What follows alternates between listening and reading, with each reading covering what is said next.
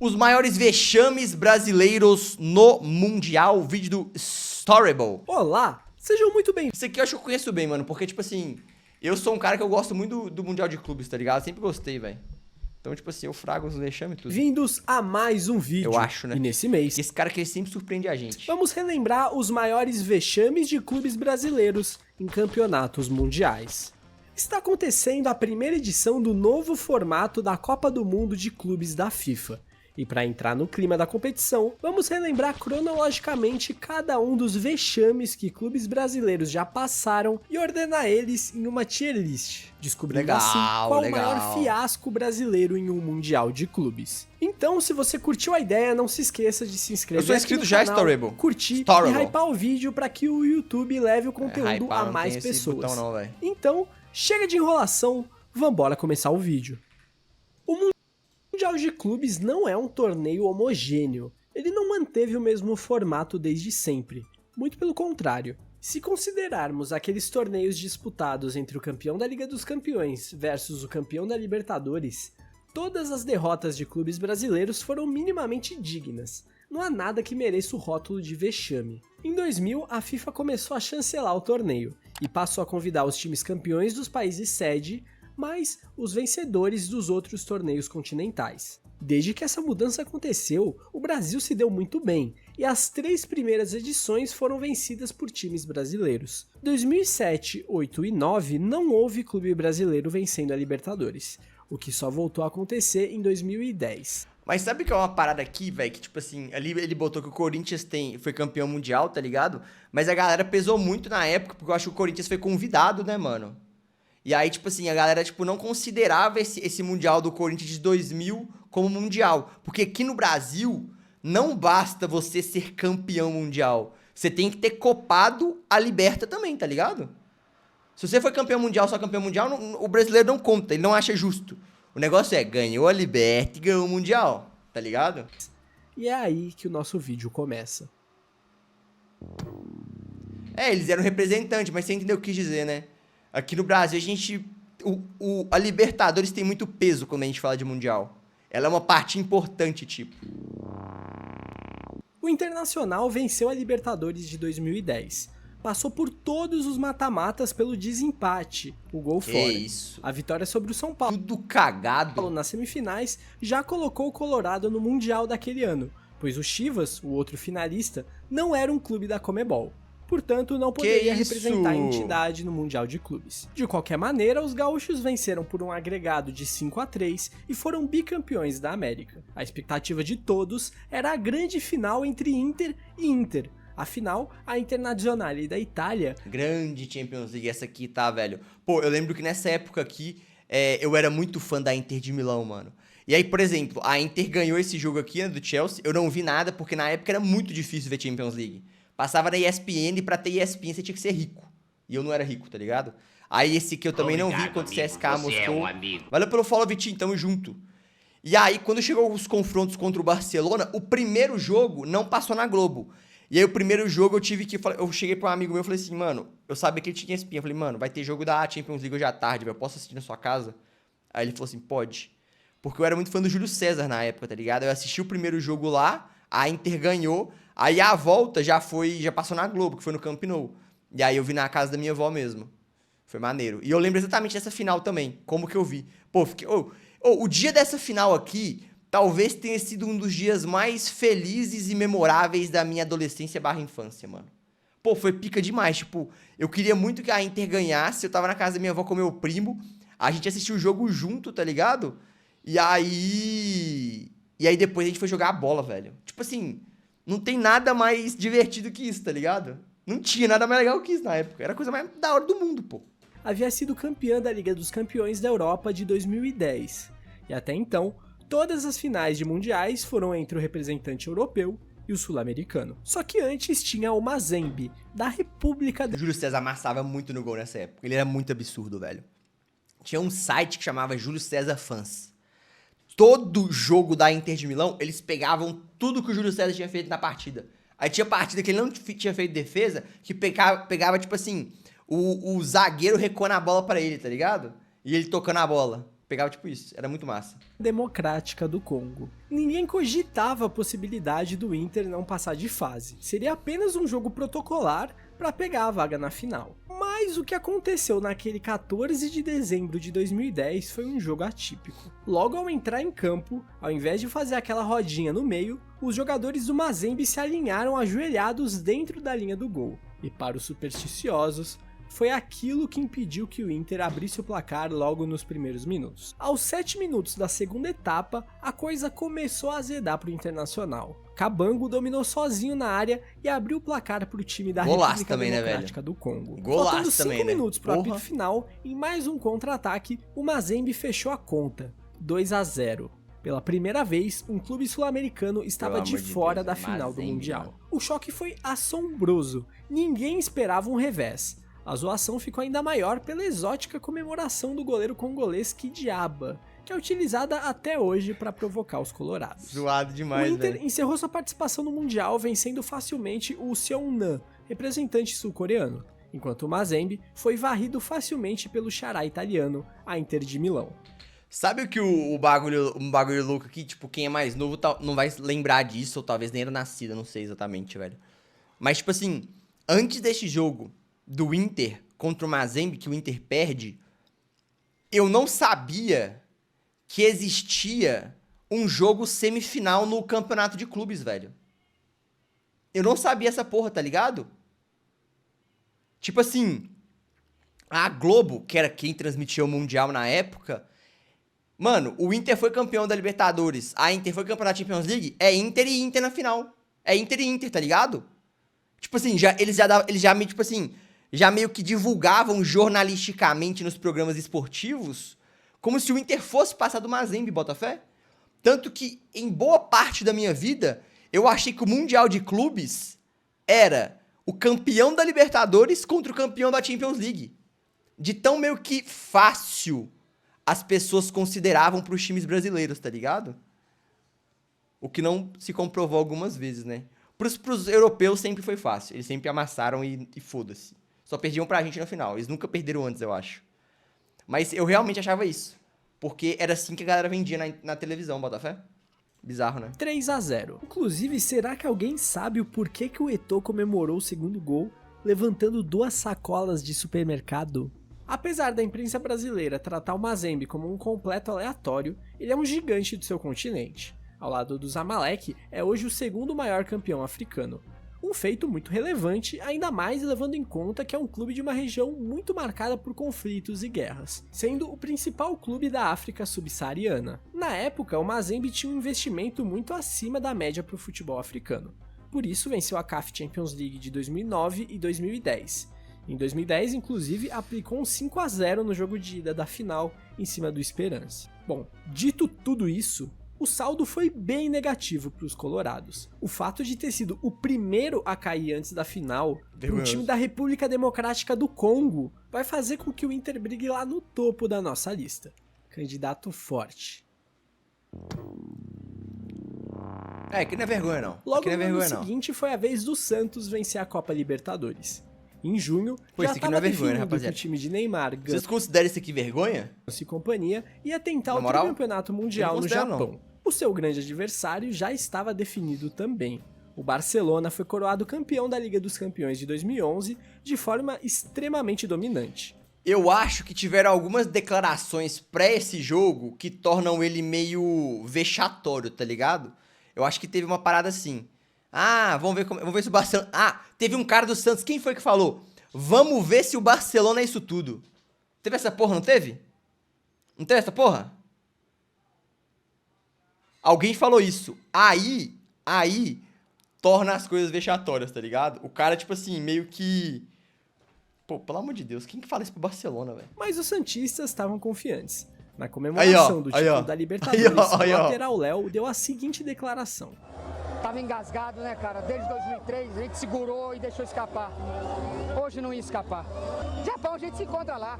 A gente pega o Barcelona lá, vamos ver se é isso tudo. Alguns meses depois, já no Japão, o Santos espantou a zebra e venceu o Kashima Reysol por 3-1. Do outro lado, o Barcelona enfiou 4 no Al Sadd, com destaque para esse primeiro gol marcado pelo brasileiro Adriano. Que lambança, hein, goleirão? O Santos não chegava à final como favorito. Longe disso. A expectativa era toda em cima do Barcelona, mas havia um fio de esperança de Neymar e Ganso surpreenderem pra cima dos europeus. Eu achei, tipo assim, não, o Neymar vai amassar esses otários. A esperança meio que acabou com 20 minutos do primeiro tempo. O que houve foi um verdadeiro massacre. 4-0 fora o baile. E olha que o Barcelona tirou o pé legal no segundo tempo. Com certeza o Léo teve sua pergunta respondida. Foi a maior goleada em uma final de Mundial desde os anos 60. Nunca houve tanta diferença entre as duas equipes finalistas. Por mais que o desnível entre o Barcelona de 2011 para o Santos seja abismal, não pode tomar 4 em uma final em nenhuma hipótese. Que isso, Storable Fute? Não, mano, lógico que não, cara. Lógico que não, cara. É o Barcelona do Guardiola, pô, o tic-tac, meu irmão. É embaçado segurar esse time, velho. Antes de 2009, era Aqui eu discordo. Time muito pior. Tinha uma diferença Aqui eu discordo. Muito maior comparado a esse Santos e Barcelona. E levou o jogo pra prorrogação. Quase ganhou, inclusive. O Barcelona só foi empatar aos 44 do segundo tempo. Comparem os times de Grêmio e Real Madrid em 2017. Mesmo assim, o Grêmio conseguiu segurar e levar só 1-0. Tá certo que ele não deu nenhum chute ao gol. Mas eu ainda acho mais digno não chutar no gol e perder de 1-0 do que levar 4. Por isso, o Santos de 2011 vai entrar no 4º nível da nossa lista. Climão, justo. Eu colocaria no não é vexame, pra mim. Mas pelo placar dá pra botar um acima, concordo. Mas é feião levar 4 numa final de Mundial. Pulamos pra 2013. O representante sul-americano era o Atlético Mineiro, que vencia pela primeira vez a Libertadores com uma campanha emocionante, com viradas para cima de Newell's e Olímpia nos jogos decisivos, ganhando assim o direito de disputar o Mundial daquele ano no Marrocos. Em dezembro, o clube já entrava nas semifinais, enfrentando o Raja Casablanca. Aí cabe um detalhe importante. O Raja não era o campeão continental, ele estava no Mundial como campeão marroquino, país sede. O campeão africano daquela edição era o Al Ahly, que estava na outra chave. Porém, mesmo assim, o Raja eliminou Monterrey, representante da CONCACAF, e avançou para a semifinal. Pô, esculacho também o Monterrey tomar porragem, né, velho? O Atlético Mineiro era grande favorito e tinha um time muito melhor. Mas isso não se refletiu em campo, o Raja foi... O bagulho que o Galo chegou a empatar o jogo, velho. Bastante superior e fez 3-1 no Atlético Mineiro, com o terceiro gol saindo de uma tabelinha com o travessão. Esse terceiro gol é esculacho. Foi a segunda vez que um sul-americano caiu antes da final, para um time que sequer campeão continental tinha sido. O Atlético se despediu do Marrocos vencendo o Guangzhou Evergrande da China por 3-2, o que não era mais... Na moral, velho. Cara, você jogar um terceiro lugar contra o Guangzhou Evergrande, pô, deve dar uma preguiça dos infernos, cara. E o Raja Casablanca jogando contra o Bayern. Que obrigação. Enquanto isso, o Bayern resolveu a parada com o Raja em 20 minutos e foi campeão mundial. É um vexame com gosto diferente do Mazembe por não ter sido a primeira vez, mas tem um agravante de acabar caindo para um time que sequer campeão continental tinha sido. Apesar disso, o Marrocos é uma região mais tradicional no futebol e o Raja jogava em casa. O Atlético deu sorte de não ter sido o primeiro, por isso o nível do seu vexame acabou sendo um pouquinho menor comparado. Pô, mas qual que ele vai colocar como vexamão? Ah, o Palmeirão, né, velho? Ao Inter. Pô, o Palmeirão mamou 2 vezes na pré... Aí é foda. Depois de 2013, houve um hiato de vexames brasileiros. Em 2016, o Atlético Nacional da Colômbia foi derrotado pelo Kashima Antlers na semifinal. 3-0. Em 2018, o River Plate caiu precocemente para o Al Ain dos Emirados Árabes. Os brasileiros todos, apesar de não terem sido campeões, não foram humilhados ou voltaram para casa mais cedo. Isso até 2020. Esse foi o ano que o Palmeiras conquistou seu segundo título da Copa Libertadores ao bater o Santos na grande final. Porém, existe aqui um fator muito relevante. Eu pisco muito porque, sei lá, a pandemia. Essa luz aqui na minha cara tá ruim. Em 2017, o calendário da Libertadores foi levado para o final do ano. Ou seja, o time teria menos tempo de distância entre a final e o primeiro jogo do Mundial. Até aí tudo bem.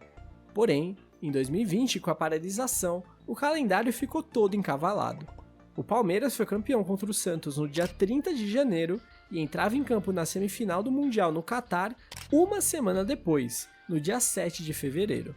O jogo era contra o Tigres, que não é um adversário fácil. Quando os mexicanos jogavam a Libertadores, eles sempre engrossavam o caldo. É verdade. O Verdão acabou eliminado Tigres e a América do México era embaçado. por um gol de pênalti no comecinho do segundo tempo. Foi uma eliminação precoce, mas dadas as circunstâncias, dá pra passar um pano.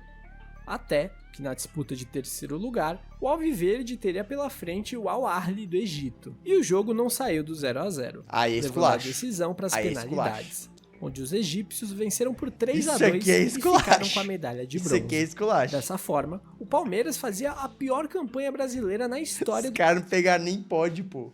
Aí não dos dá. mundiais. Todas as vezes que o time era eliminado Caralho, precocemente, cara. ele pelo menos vencia a disputa de terceiro e voltava pra casa com um Aí mínimo não de dá, o dignidade. Palmeirudo. O Porra! Palmeiras não só saiu sem nada, Porra, como Palmeiras! não conseguiu marcar um gol sequer. Mesmo relevando por conta de todo o contexto e as duas derrotas serem para times grandes, encardidos, o fato de ser o primeiro a ter saído do Mundial de mãos atadas, o marco de pior campanha brasileira na história em um clube como o Palmeiras, que tinha a pressão de ainda não ter marcado gols no torneio, acaba sendo um vexame de proporções bastante consideráveis. Flamengo e Al Hilal. Pô, Em Al Hilal... 2022, o 2022, qual que era o time do Al Hilal, hein, velho? Era um time bom já? Que dependendo também não dá pra culpar muito o Mengão, né? Flamengo fez uma É excelente culpa, mas campanha mais na equilibrado. Copa Libertadores e conquistou sua terceira estrela de forma invicta. Na comemoração mais do que merecida, o até então vice-presidente de futebol do Flamengo, Marcos Braz, decidiu puxar o canto Real Madrid pode esperar.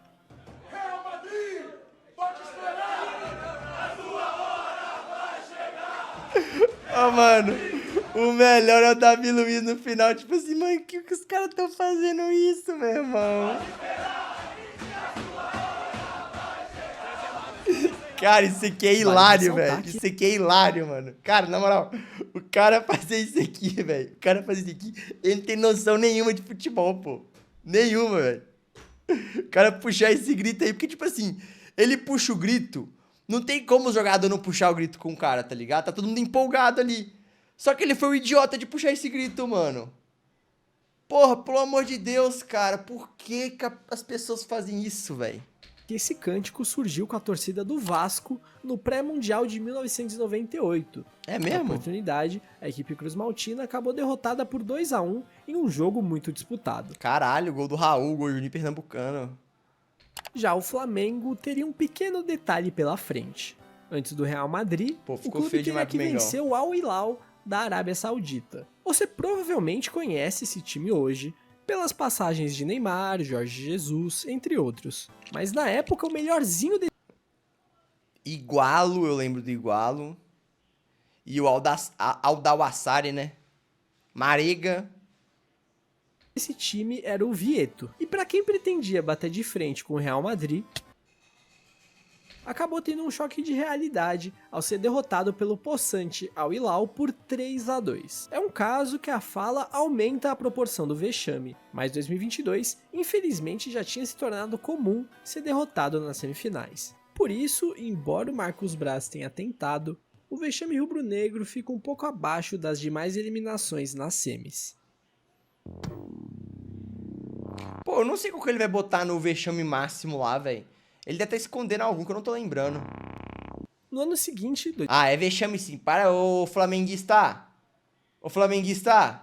Ô flamenguista, é vexame sim, pô. Aceita que dói menos, velho. 2023. Aceita que dói menos. Foi a vez do Fluminense vencer a Libertadores.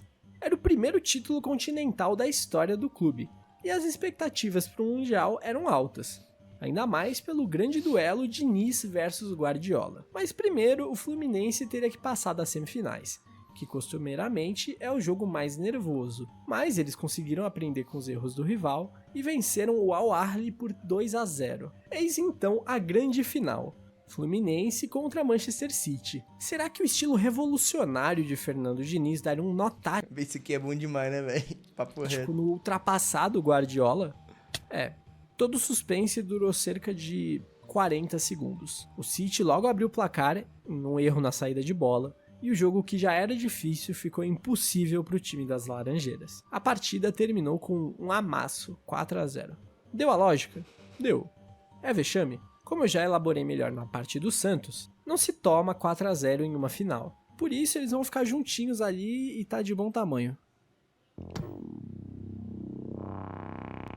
Por último, mas não menos importante, temos a participação do Botafogo no Mundial de 2024.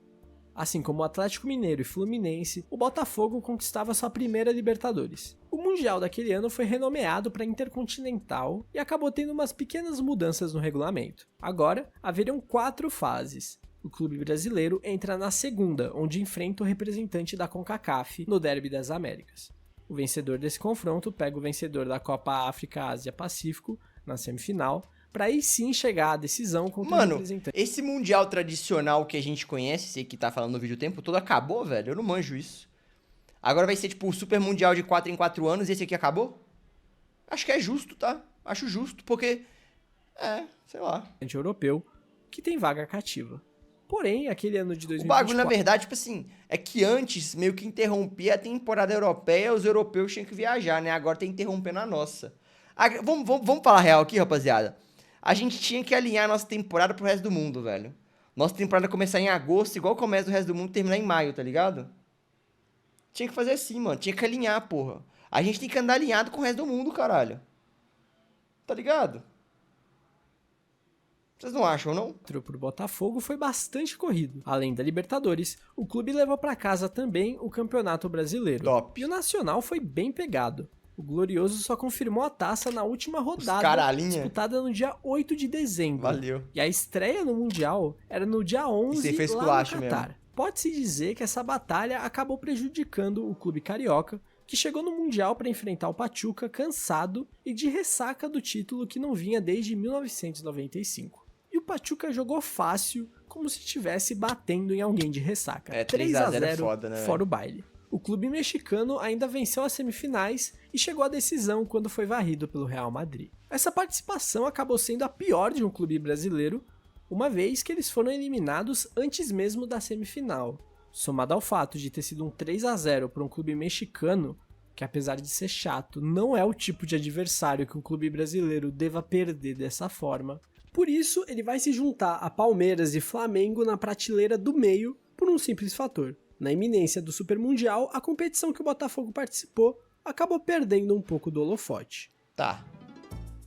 Conclusão. Agora que vimos todos os vexames detalhadamente... o pior aí é do Inter, pô. É o vexame supremo do Inter, pô.